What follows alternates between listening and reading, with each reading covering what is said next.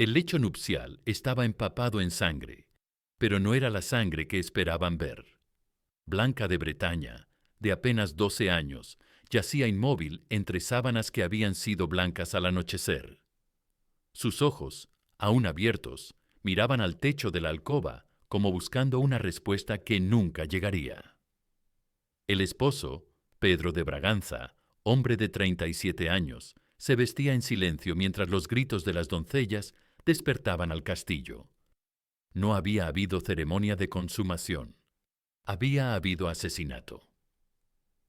Dicen que el cuerpo no miente, y el de Blanca contaba una historia que ninguna crónica se atrevió a escribir. Su piel, pálida como el marfil, estaba marcada no solo por la violencia de esa noche, sino por los moretones de días anteriores, cuando las lecciones de obediencia habían comenzado. Su vientre, hinchado por la muerte, guardaba el secreto de lo que realmente significaba ser esposa en la Edad Media. No era un sacramento, era una sentencia. Ya no era niña, ya no era libre, ya no era humana, solo mercancía dañada en una transacción que había salido mal. Y mientras los curas murmuraban oraciones por su alma, los escribanos calculaban cuánto de la dote habría que devolver. Porque en el matrimonio medieval, hasta la muerte tenía precio. Esta no es la historia romántica que te contaron. Esta es la verdad sobre por qué no habrías sobrevivido al matrimonio en la Edad Media. Para comprender cómo una niña de 12 años podía enfrentar un destino tan trágico en su noche de bodas, es necesario retroceder a una época en la que el matrimonio no giraba en torno al amor, sino a convenios familiares y beneficios políticos. Blanca de Bretaña nació en 1271 en el castillo de Nantes, hija del duque Juan II y de Beatriz de Inglaterra. Desde el instante en que vino al mundo, su futuro ya estaba decidido, por su padre. En la Europa medieval, muchas niñas nobles eran criadas no para elegir su camino, sino para cumplir con las expectativas de alianzas familiares. Blanca fue comprometida por primera vez a los 4 años. El contrato se firmó con la misma lógica con la que se sellaban acuerdos entre casas nobles: edad, dote, posibilidades de descendencia y ventajas diplomáticas. Nadie preguntaba qué deseaba la niña, porque en ese tiempo las decisiones recaían en otros. Su formación, como la de tantas jóvenes de su estatus, se enfocaba en 3 pilares: bordar, rezar y prepararse para formar una familia. Desde pequeña, entendió que su valor estaba estrechamente ligado a los roles asignados por su entorno. Su madre, lejos de ser dura, buscaba fortalecerla ante una realidad exigente. Tu responsabilidad será dar continuidad a una familia, le repetía cada noche. Debes ser fuerte, debes ser sabia, y pase lo que pase, debes resistir. No eran palabras crueles, eran advertencias nacidas del mundo en el que vivían. En aquel entonces, el matrimonio no era un sueño idealizado, sino un compromiso serio y a menudo desafiante. Blanca creció con la certeza de que al cumplir 12 años dejaría atrás su infancia para entrar en una nueva etapa definida por los acuerdos familiares. Lo que nadie anticipó fue que su historia terminaría demasiado pronto. Cuando Blanca cumplió 11 años, comenzó la subasta. No la llamaban así, por supuesto. La llamaban negociaciones matrimoniales. Pero en las cartas que cruzaban Europa, los emisarios describían a la niña como si fuera ganado. Caderas anchas, dientes sanos, sin deformidades visibles, sangre pura, dote sustanciosa. Su valor en el mercado matrimonial se medía en monedas de oro y promesas de alianza. El matrimonio medieval funcionaba como la bolsa de valores.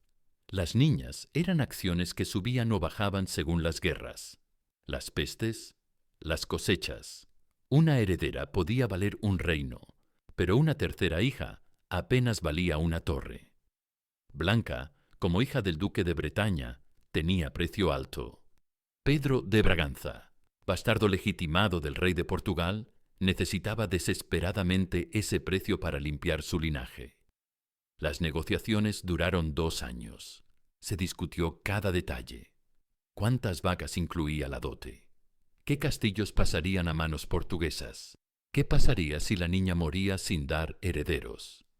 Había cláusulas para todo: infertilidad, adulterio, peste, guerra, todo excepto para el amor, porque el amor no existía en los contratos matrimoniales. Mientras los hombres discutían su futuro, Blanca vivía sus últimos meses de infancia. Jugaba con muñecas que pronto tendría que abandonar. Correteaba por jardines que no volvería a ver. Abrazaba a una madre que le enseñaba a resignarse. El matrimonio es la cruz que cargamos las mujeres, le susurró Beatriz la noche antes de la boda. Pero mejor morir casada que vivir soltera. No sabía que su hija haría las dos cosas a la vez. La boda se celebró en la Catedral de Nantes en octubre de 1283. Blanca vestía blanco, símbolo de pureza, pero también color de mortaja. Las campanas que repicaron por su matrimonio sonaron igual que las que tocarían por su muerte. Porque en el matrimonio medieval, la diferencia entre ambas ceremonias era solo cuestión de tiempo. Lo que ocurrió en la alcoba del castillo de Braganza aquella noche no fue un gesto de ternura ni un inicio amable. Fue la expresión silenciosa de un orden antiguo, donde el matrimonio representaba un acto de autoridad más que una unión afectiva. Pedro de Braganza, como esposo, contaba con todas las prerrogativas que la ley y la costumbre medieval le otorgaban. Blanca, en cambio, apenas comenzaba a comprender el mundo. Nadie le había explicado realmente lo que implicaba su nuevo papel. Solo sabía que debía cumplir con su deber.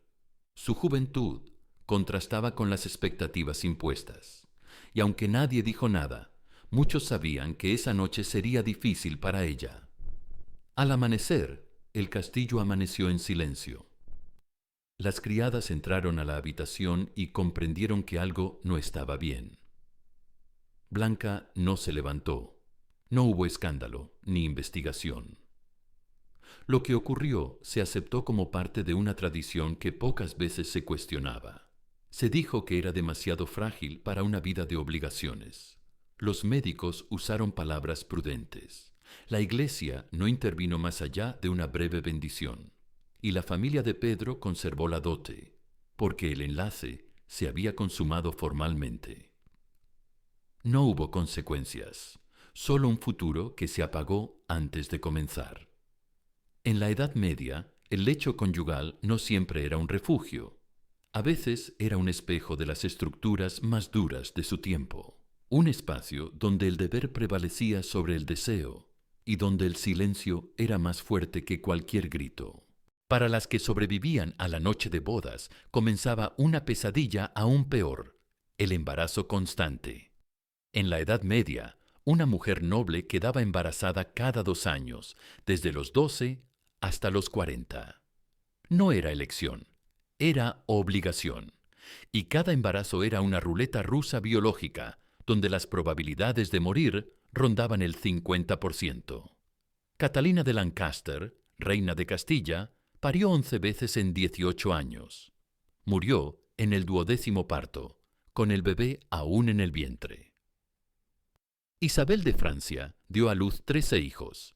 Solo 4 llegaron a la edad adulta. Ella misma murió de sepsis puerperal a los 31 años, con el cuerpo destrozado por décadas de embarazos consecutivos. La medicina medieval convertía cada parto en una tortura, sin anestesia, sin higiene, sin conocimiento anatómico real. Las comadronas usaban hierbas alucinógenas para calmar el dolor, pero solo conseguían que las mujeres murieran delirando. Los médicos practicaban cesáreas, en cadáveres, porque nadie sobrevivía a la operación. Parir es el trabajo de las mujeres, morir es su salario, escribió Christine de Pisan en 1405. No era metáfora, era contabilidad demográfica. Las lápidas medievales están llenas de mujeres que murieron en el cumplimiento de su deber, eufemismo para designar la muerte en el parto. Y si sobrevivían, volvían a quedar embarazadas inmediatamente, porque la función de una esposa medieval no era vivir, era reproducirse hasta morir. Su útero no le pertenecía, era patrimonio del marido, un patrimonio que se explotaba hasta el agotamiento. Pero la muerte no era el único riesgo del matrimonio medieval. Para las que sobrevivían al parto, la vida cotidiana era una sucesión infinita de humillaciones, golpes y torturas legalizadas. El derecho canónico permitía que los maridos corrigieran a sus esposas con violencia moderada, lo que significaba que podían golpearlas sin matarlas. Los manuales de comportamiento matrimonial medievales leían como guías de tortura doméstica. El Ménager de París, escrito en 1393, instruía a los maridos sobre cuándo y cómo pegar a sus esposas, con vara no más gruesa que el pulgar, sin dejar marcas visibles en el rostro, evitando golpear el vientre si está preñada. Agnes de Dunbar, condesa de March, fue encerrada en una jaula de hierro por su esposo durante 3 años, porque había mirado con descaro a otro hombre. Joana de Kent fue azotada públicamente en la plaza de Canterbury por hablar demasiado en la mesa. Marguerite de Bourgogne fue obligada a caminar desnuda por las calles de París como castigo por un adulterio que nunca cometió. La infidelidad femenina se castigaba con la muerte. La infidelidad masculina se celebraba como virilidad. Un hombre medieval podía tener tantas amantes como quisiera, pero si su esposa hablaba con otro hombre, podía acusarla de adulterio y quemarla viva. El matrimonio no era un contrato bilateral, era la esclavitud de una parte en favor de la otra, y si una mujer intentaba huir, la perseguían como a una fugitiva, porque legalmente una esposa que abandonaba a su marido era una ladrona, se había robado a sí misma. Pero de todos los horrores del matrimonio medieval, quizás el más calculado era el asesinato por dote. Cuando una mujer se casaba, llevaba consigo tierras, oro, joyas y derechos que pasaban a control del marido. Si moría sin hijos, esas propiedades se quedaban en la familia del esposo. Era, literalmente, un negocio redondo. Geoffrey de Mandeville asesinó a 3 esposas consecutivas para quedarse con sus dotes. Envenenó a la primera con mercurio durante la luna de miel. Empujó a la segunda por las escaleras del castillo cuando estaba embarazada. Estranguló a la tercera con sus propias manos en un arranque de celos. Murió rico, respetado y sin haber sido juzgado jamás. Los métodos eran variados pero discretos. Veneno en el vino, accidentes durante el parto, caídas fatales desde torres, ahogamientos en el baño. Los maridos tenían coartadas perfectas. ¿Quién sospecharía de un viudo doliente? Las autoridades eclesiásticas raramente investigaban muertes de mujeres, especialmente si no había herederos que reclamaran justicia. Lady Eleanor de Clare murió misteriosamente 3 días después de su boda con Hugh le Despencer. Su dote incluía 5 castillos y derechos sobre Gales. Hugh se casó de nuevo 6 meses después, con otra heredera que murió en circunstancias similares 2 años más tarde. Nadie hizo preguntas, todos hicieron negocios. El matrimonio medieval había convertido a las mujeres en productos desechables, útiles para dar hijos y heredar propiedades, prescindibles cuando ya habían cumplido su función, sin familia que las protegiera, sin leyes que las ampararan, sin tribunales que las escucharan. Morían en la soledad de alcobas, donde el amor había sido reemplazado por el cálculo económico. Y bendiciendo todo este sistema de tortura legalizada, estaba la Santa Madre Iglesia. Los mismos hombres que predicaban sobre el amor cristiano eran los que redactaban las leyes que convertían a las mujeres en esclavas domésticas. El matrimonio era un sacramento, sí, pero un sacramento que solo favorecía a una de las partes. San Pablo había escrito: las mujeres deben someterse a sus maridos como al Señor. Los teólogos medievales interpretaron esa línea como carta blanca para la violencia doméstica.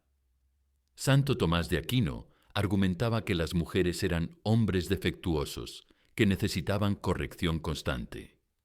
San Agustín declaró que el matrimonio era principalmente para frenar la lujuria masculina, convirtiendo a las esposas en receptáculos sexuales bendecidos.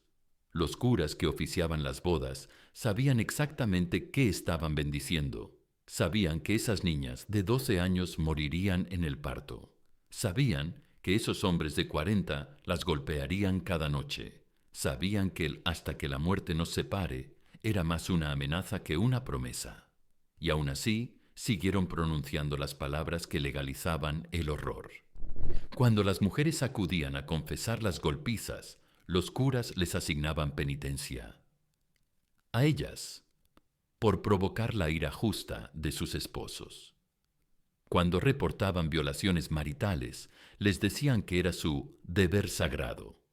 Cuando buscaban anular matrimonios por violencia extrema, las acusaban de falta de fe. La Iglesia había creado un sistema donde Dios mismo autorizaba la tortura de las mujeres. Y como Dios no podía equivocarse, las mujeres que sufrían debían merecerlo. Esta no es solo historia antigua, es el ADN del matrimonio occidental. Las ideas que mataron a Blanca de Bretaña siguen vivas en los códigos legales modernos, que hasta hace pocas décadas no reconocían la violación marital como delito, en las culturas que siguen vendiendo niñas por dotes. En los sistemas religiosos que predican la sumisión femenina como virtud divina. Hasta 1975, el Código Civil español establecía que la mujer debe obedecer al marido. Hasta 1984, Francia no tipificó la violación conyugal como delito. Hasta 1993, Carolina del Norte permitía que los maridos violaran legalmente a sus esposas. El eco medieval resonaba en pleno siglo XX. Y aún hoy, cada 9 segundos, una mujer es golpeada por su pareja en Estados Unidos. Cada día, 3 mujeres mueren asesinadas por violencia doméstica. El matrimonio sigue siendo estadísticamente más peligroso para las mujeres que caminar sola por la calle de noche. Los números han bajado, pero los patrones persisten. Porque el matrimonio medieval no desapareció. Evolucionó, se civilizó, se suavizó, se romanticó, pero en su núcleo sigue siendo lo que siempre fue, una institución diseñada para controlar el cuerpo y la voluntad de las mujeres. La diferencia es que ahora lo llamamos amor. La historia de Blanca de Bretaña no fue excepcional, fue normal, representativa, estadísticamente predecible. En la Europa medieval, las niñas no morían por mala suerte, morían por diseño institucional. El matrimonio era la máquina trituradora que convertía a las niñas en madres, a las madres en cadáveres, a los cadáveres en lecciones morales sobre la obediencia femenina. Ya no quedan registros de los gritos de Blanca, ya no quedan testigos de su agonía, ya no quedan lágrimas por una vida que nunca tuvo la oportunidad de vivirse. Solo quedan las piedras del castillo de Braganza, que aún susurran historias que nadie quiere escuchar. Solo queda la memoria de un sistema que convirtió el amor en tortura y la tortura en ley divina. Esta es la historia que no nos contaron cuando éramos niñas, la historia que no aparece en los cuentos de princesas, la historia real de por qué el vivieron felices para siempre medieval terminaba, literalmente, en hasta que la muerte nos separe. Porque en la Edad Media el matrimonio no era el final feliz, era el final. Blanca de Bretaña no fue una reina, una heroína, una mártir. Fue una niña que murió por el crimen de nacer mujer en una época que consideraba la feminidad un defecto corregible con violencia. Su cuerpo no le pertenecía, era propiedad del sistema que la destruyó. Su vida no le importaba a nadie, solo su útero. Su muerte no conmovió a nadie, solo complicó los arreglos financieros. Así mueren las niñas en las culturas que odian a las mujeres, no con espadas ni batallas, sino con contratos matrimoniales y noches de bodas. No como guerreras, sino como mercancía. No en campos de batalla, sino en lechos nupciales que son campos de batalla disfrazados. Y si esta historia te ha removido algo por dentro, es porque reconoces el eco, porque aunque han pasado 800 años desde que Blanca murió en esa alcoba, las niñas siguen muriendo por ser niñas. Los cuerpos siguen siendo territorios conquistables. El matrimonio sigue siendo, para demasiadas mujeres, una sentencia disfrazada de sacramento. Solo que ahora lo llamamos amor. Y eso, quizás, es aún más peligroso que llamarlo por su nombre, supervivencia.